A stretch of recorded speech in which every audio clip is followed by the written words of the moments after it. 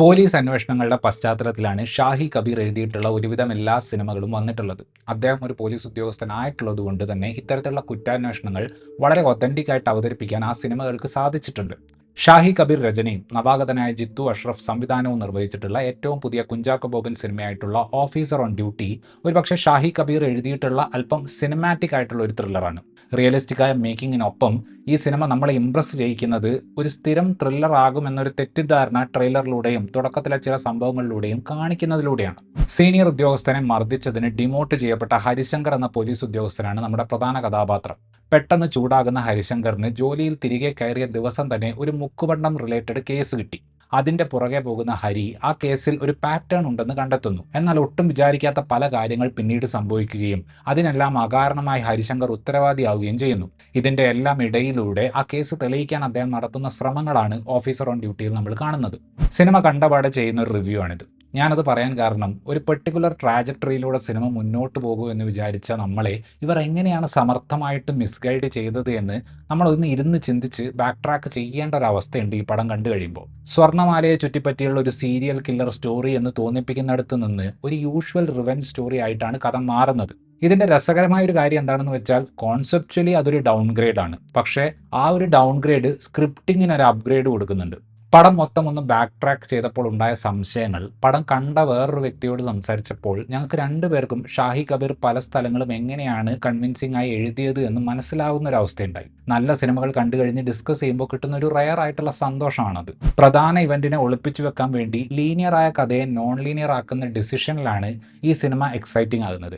പല കഥാപാത്രങ്ങളെയും ആദ്യം കാണുമ്പോൾ നമുക്ക് തോന്നുന്ന ഒരു ഇമേജ് അല്ല കഥ മുന്നോട്ട് പോകുമ്പോൾ ഉണ്ടാകുന്നത്. സൈക്കോപാത്തുകളെ പോലെ തോന്നുന്ന ഇതിലെ വില്ലന്മാർ ഈ സിനിമയിൽ കാണിക്കുന്ന പല കാര്യത്തിനും അവരുടേതായ വ്യക്തമായ കാരണങ്ങളുണ്ട്. വില്ലന്മാരെല്ലാം മോശം ആളുകളും ഇരകളെല്ലാം നല്ല ആളുകളും എന്ന രീതിയിലേക്കൊന്നും കഥ പോകുന്നില്ല. പോലീസ് ഓഫീസർ ആയിട്ടുള്ള ഷാഹി കബീർ ഒരു സിനിമ ചെയ്യുമ്പോൾ പോലീസുകാരെ അനുകൂലിച്ച് കഥ പറയാൻ നോക്കുക എന്നത് സ്വാഭാവികമായി നമ്മൾ പ്രതീക്ഷിക്കുന്ന ഒന്നാണ്. പക്ഷെ നായാട്ടടക്കമുള്ള അദ്ദേഹത്തിന്റെ ബാക്കി സിനിമകളെ പോലെ കഥാപാത്രങ്ങൾ എന്തുകൊണ്ട് ഇത്തരക്കാരാകുന്നു എന്ന് കാണിച്ചു തരാനാണ് കൂടുതൽ ശ്രമിക്കുന്നത്. ചില പോലീസ് കഥാപാത്രങ്ങളെ ഒന്നും ന്യായീകരിക്കാൻ പോലും നിൽക്കുന്നില്ല. ഒരല്പം സിനിമാറ്റിക് ആയി പോയ ടെയിൽ എൻഡ് മാറ്റി നിർത്തിയാൽ ഓഫീസർ ഓൺ ഡ്യൂട്ടി വളരെ ഗ്രിപ്പിംഗ് ആയ ഒരു ത്രില്ലർ തന്നെയാണ്.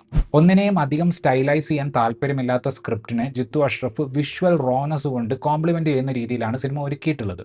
വളരെ ബ്രൂട്ടൽ ആയിട്ടുള്ള ഒരുപാട് സീനുകൾ സിനിമയിൽ വരുന്നുണ്ടെങ്കിലും ഒരു വയലൻസ് ഫെസ്റ്റിവൽ ആക്കാൻ ഒരു ഘട്ടത്തിലും സിനിമ ശ്രമിക്കുന്നില്ല. പല ഘട്ടങ്ങളിലും വരുന്ന ചേസ് സീക്വൻസുകൾ വളരെ ഗംഭീരമായിട്ടാണ് ക്യാപ്ചർ ചെയ്തിട്ടുള്ളത്.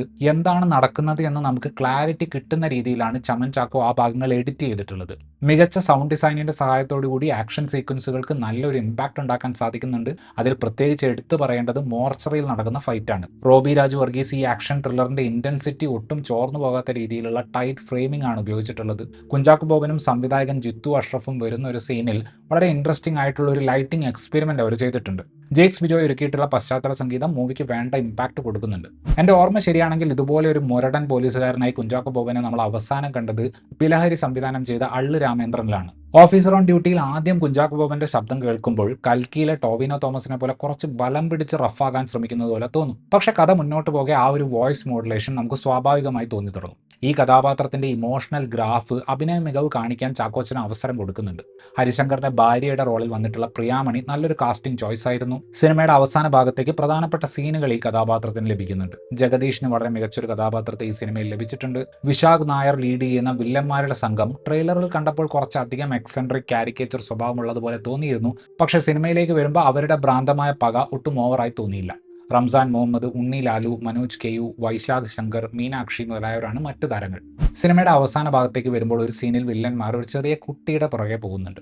ഇത്തരം സീനുകളിൽ കുട്ടികൾ എങ്ങനെ റിയാക്ട് ചെയ്യുമെന്ന് നമുക്കൊരു മുൻവിധി ഉണ്ടാകും. എന്നാൽ ഓഫീസർ ഓൺ ഡ്യൂട്ടി ആ ഭാഗം ഒന്ന് മാറ്റിപ്പിടിച്ച് ആ കുട്ടിയുടെ പ്രസൻസ് ഓഫ് മൈൻഡിനെ അപ്രീഷിയേറ്റ് ചെയ്യുന്നു.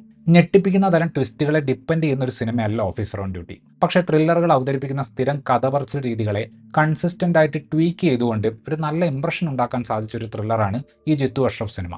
ഇത്രയുമായിരുന്നു ഈ സിനിമയെക്കുറിച്ചുള്ള എൻ്റെ റിവ്യൂ. വീഡിയോ ഇഷ്ടപ്പെട്ടാൽ ലൈക്ക് ചെയ്യുമെന്നും കൂടുതൽ വീഡിയോകൾക്ക് വേണ്ടി ഈ ചാനൽ സബ്സ്ക്രൈബ് ചെയ്യുമെന്നും പ്രതീക്ഷിക്കുന്നു. താങ്ക്